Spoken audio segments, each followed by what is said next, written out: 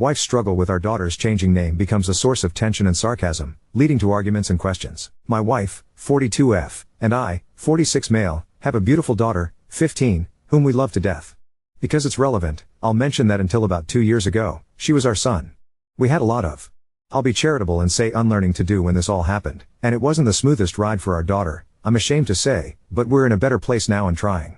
Her therapist told us early on that our daughter might want to try on a few names before she found one that fit. Then our daughter proved that wrong, we thought, by jumping on one, let's say Bethany, and sticking to it. After 6 months of going by Bethany, it looked like a done deal. I just want to say here that while neither of us handled things perfectly at the start, my wife took longer to come around than I did. Bethany's birth name in particular had a personal significance to my wife, so the whole name thing has been difficult, period. August of 2019, Bethany's about to start high school and decides she wants a completely fresh start, name included. She told us she wanted to try Ellie. Then a few months later, Liz. Credit where credit's due, she was very patient with her mom and I, because this was hard. We slipped up a lot, and she'd just gently remind us. But my wife didn't handle it well. She'd get defensive or sarcastic, roll her eyes, that sort of thing. It led to a couple of arguments between her and I.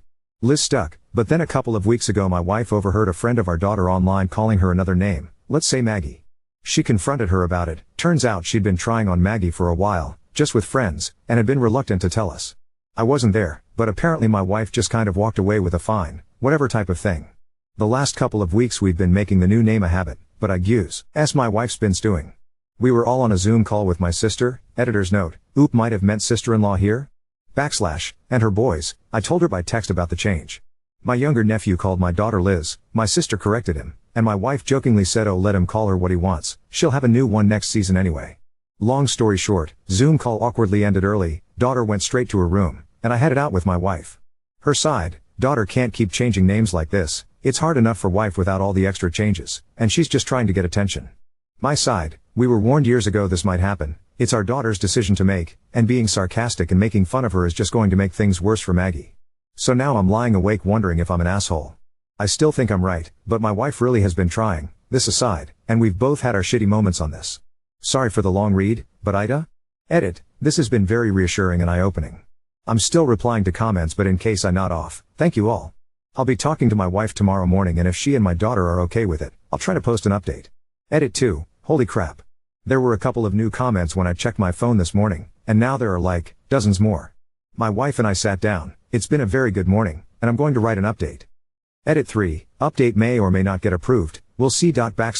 Before I do that, I'll duck down and try to respond to a few comments I saw that I feel very inclined to respond to, for one reason or another. Update 1. It turns out my hunch about this whole thing was kind of right.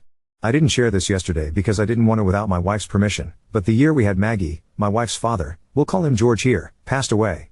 He'd been sick for some time and we were praying he'd live to meet his grandchild, but that didn't happen and it was devastating for my wife. When Maggie was born, we decided to name her George, obviously not her real birth name, after him. The other important thing to understand here for context is that my daughter looks so much like her grandfather. The way my wife tells it, it was like having him back in her life again, and she took a lot of comfort from that. More than either of us realized, I think. That ended up being what my wife and I talked about this morning. I mentioned all the other things that had been going so well and how they'd been bonding, and asked why the name was such a hot button, and after a bit of back and forth she kind of blurted out, every time she does it, it's like my dad died again. So, that answered a lot. We talked for a while about it, and we're nowhere near all the answers, but it looks like seeing our daughter transition brought a whole lot of grief back to the surface, and even though she's at peace with most of the transition, and loving some of it, learning a new name for Maggie stuck the knife right back in each time it happened. I'm certain there's more to it, and we talked about therapy, she's reluctant but coming around, but it's a start. After we were done and Maggie was awake we went and talked to her. My wife apologized, and we told Maggie some of what was going on. Maggie, bless her, was trying to apologize too, but we told her she had nothing to be sorry for. It was a good talk and a couple of suggestions from the last post came up. They hugged it out, there were tears, it's a start. Anyway, that's where we are now. Since I have the space, I just want to address a couple things that came up yesterday. 1. For those who were worried my wife burned the bridge with Maggie, well, she is getting her butt kicked at Mario Kart as we speak, so I think there's hope. 2. Big thanks to all the trans/gender excellent people who chimed in with their own experiences. That was a big help, and it made my wife relax a little knowing Maggie's experience isn't uncommon. 3. We both know we're not quite done adjusting to our daughter's new identity, but I just wanted to reassure everyone that the conversation isn't stopping here. We had a good day after a bad day, there'll be more of them, I'm sure. 4. I mentioned this in my replies yesterday, but for those who were wondering, Maggie's first few name choices were based on characters in games or stories she liked, but she says the one she settled on is the first one that felt right, and there's a deeper meaning to it for her, so this might be the one that sticks.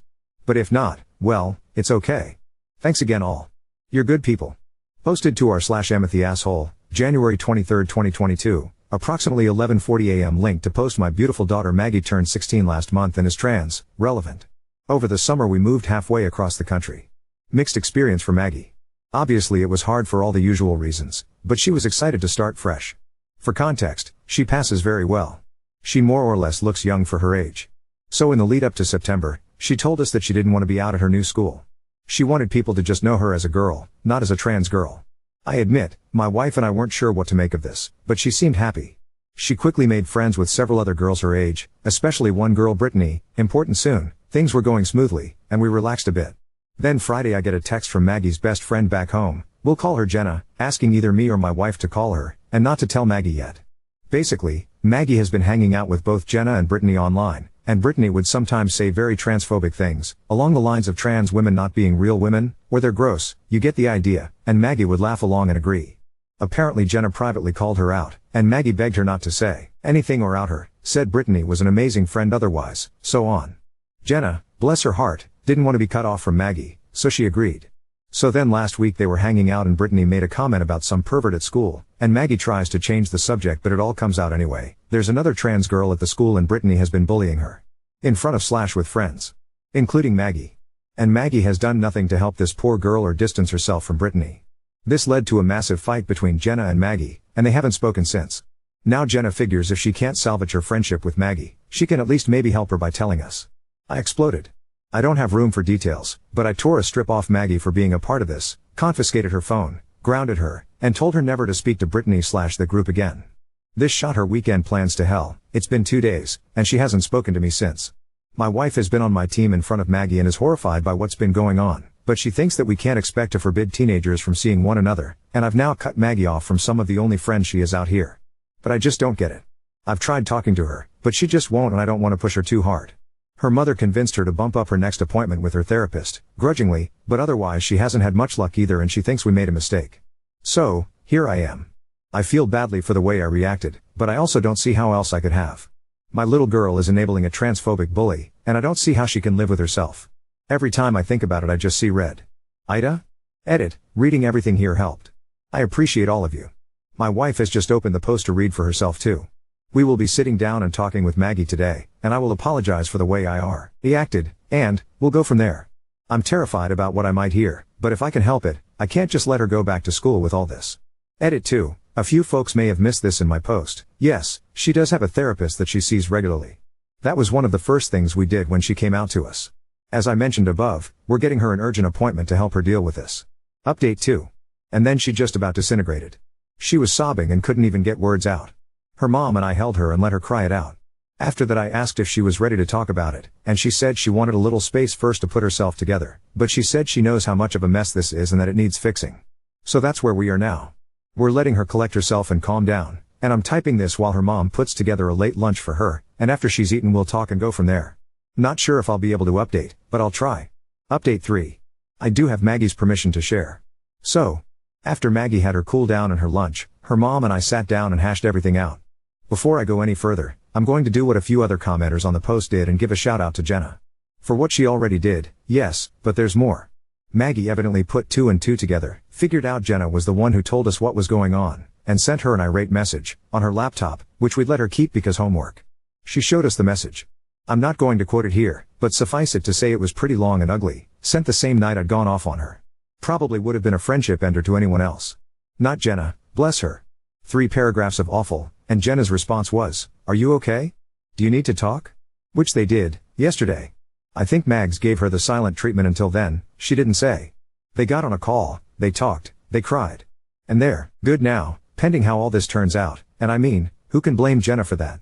But Maggie did say, with lots of difficulty, that she was feeling trapped in a no-win situation and had been so scared of us finding out about this Brittany thing because she didn't think we'd understand and we'd probably hit the roof. Oops. I think she had it in her head that she could get through to Brittany and work it all out. Fix her, you know. So when we did find out, the whole thing came crashing down. Most of the folks who commented on my post were right on the money, and I'm ashamed I didn't see it, or maybe take the time to think about it, before I got so angry the other day. She and Brittany were well into their friendship, and Maggie was very much part of the group, before any of this came up, and once it did, Maggie was so terrified of what would happen if she were outed that she felt all she could do was play along. But of course there's more. It turns out the other trans girl, the victim, she needs a name, so I'm calling her Emily, is a new kid, on top of everything else, and from the sound of it, an impressive new kid. She transferred to Maggie's school toward the beginning of December, around the time Jenna started noticing the off-color comments. And apparently Emily is out and proud. Like, trans flag buttons on her shirt proud. But there's more, strap in. I mentioned in 1 or 2 comments that I spent some of the weekend getting a hold of Brittany's parents, and that they were a collective piece of work. What I found out was that they have been repeatedly complaining to the school about Emily, playing the role of concerned parents because of all the usual bullshit reasons, pardon my French.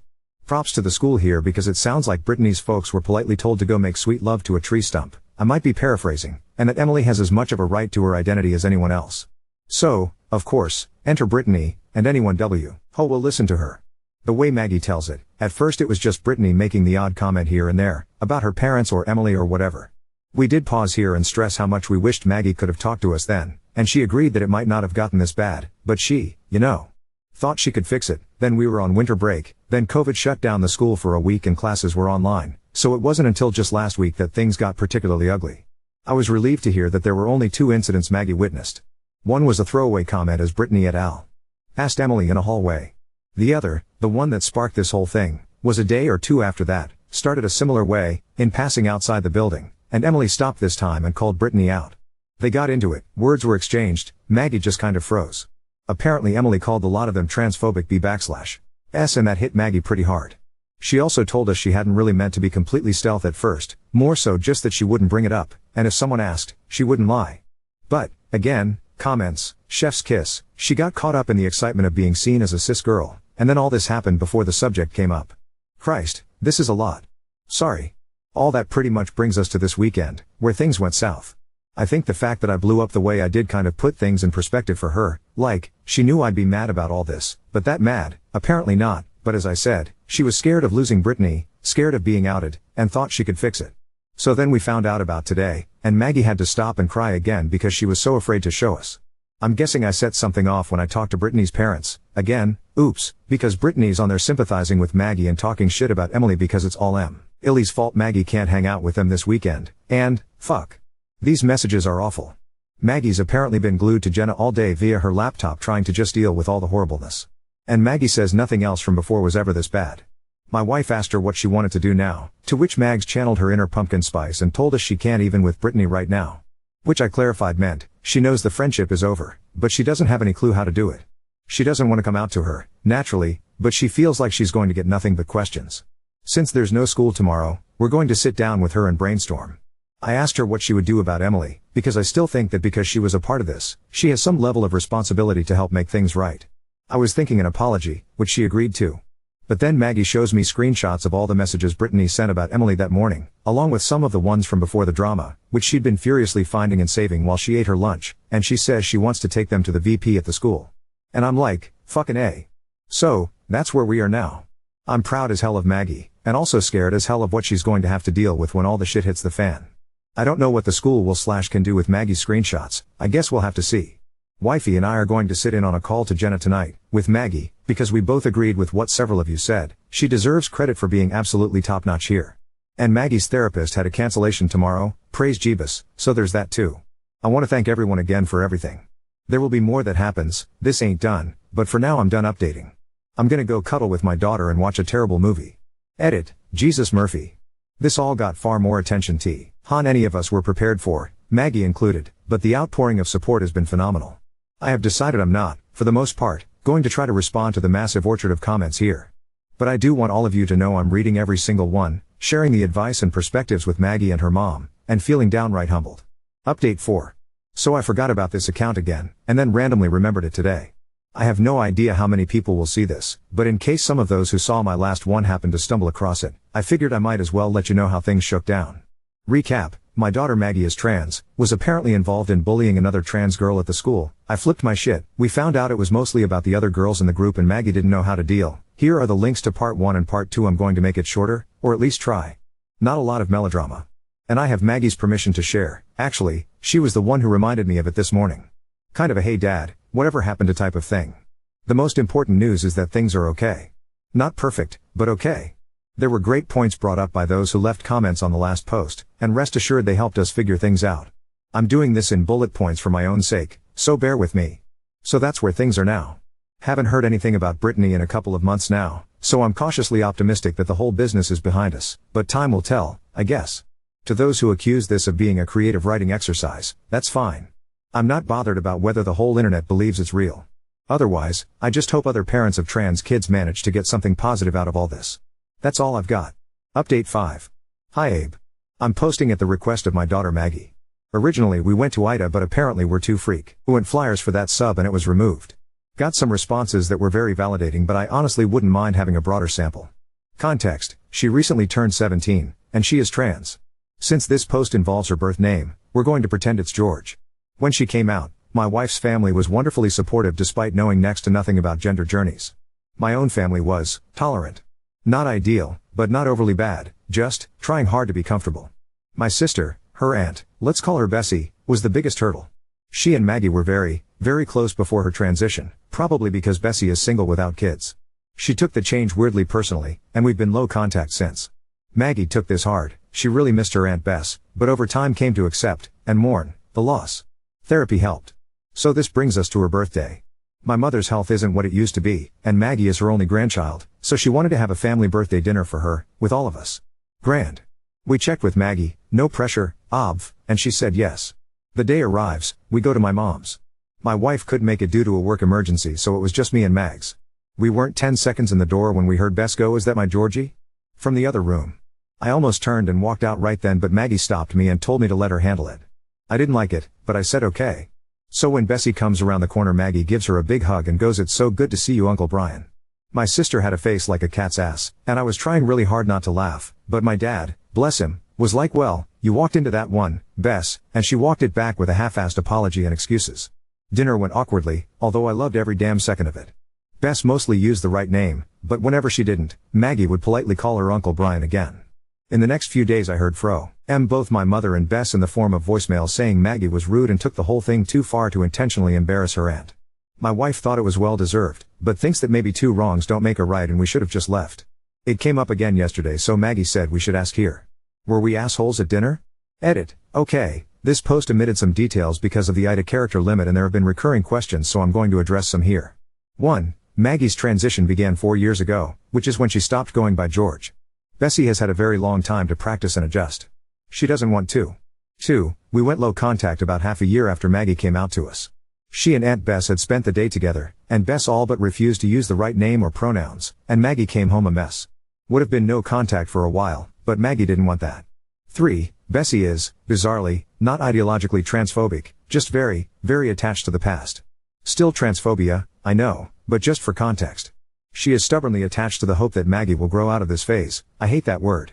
It isn't just Maggie, this is a problem in every area of her life.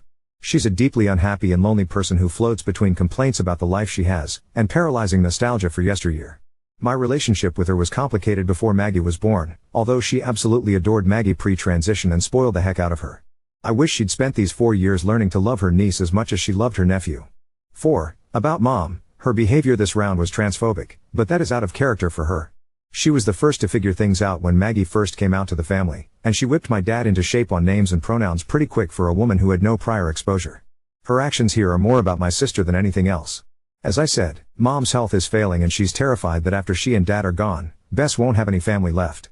She knows Bess was wrong, heck, I think she even knows she herself was wrong, but she's faced with her own mortality, petrified for her daughter, and picking a deeply misguided way to go about things. It's complicated. Update 6. Maggie and I were waxing nostalgic yesterday and we remembered this account, and she thought it would be nice to give an update on things. To sum up my last post, at a 17th birthday dinner for Maggie, my trans daughter, my sister, Aunt Bess, 49F, routinely dead-named her, and Maggie responded by politely calling her Uncle Brian whenever she did. There was wailing and gnashing of teeth, but the Reddit consensus was that my daughter's a badass. Here's the link to the post if you want it. I know it's been a bit of a goofy long time and it was a pretty small post, but there's been a lot. Some good, some significantly shitty. Maggie put me up to this, so blame her. So let's start with the shitty. My mother passed away late last year. We knew it was coming, but shockingly, that knowledge didn't help much. Don't want to get into the details because this update really isn't about that, but it's relevant. I will say that nothing really prepares you to lose a parent, and my wife is a superhero because without her and Maggie I probably would have just crawled in a hole never come back out. On the heels of my mom's passing, Aunt Bess had a mild heart attack. She's doing fine now. Recovery was a bitch. I had to get more involved than I honestly wanted to because I wasn't about to let Dad take that all on by himself, and wife pitched in too, again, superhero. And then Maggie is, Jesus H. Christ, 18 now and graduating high school. Something else nothing prepares you for. All that context is to make this point. Bessie finally figured out that Maggie is Maggie for good, and she's actually started making an effort. I think the combination of Mom's death, her own scare, and the fact that Maggie will be going off to university in another city next year kind of made it sink in that if she didn't fix things now, she might never get the chance. I don't know. It's not perfect. And frankly, Bessie has gotten even more insufferable in some ways. But back around Maggie's birthday she sat down with her and gave her an honest-to-God apology. I got it secondhand from Maggie because I wasn't there, but my favorite part of the whole thing is a direct quote from Bess that Maggie gave me word for word. You know, I wanted a niece more than a nephew anyway when you were little, so maybe this trans thing was all my fault from the start. So yeah, the world still revolves around Bessie in her head, but she hasn't used Maggie's dead name once around us since then, and only slipped on pronouns a few times, so I'm starting to believe this is a good thing. And of course Maggie's overjoyed to have her Aunt Bess back, especially after losing her grandma.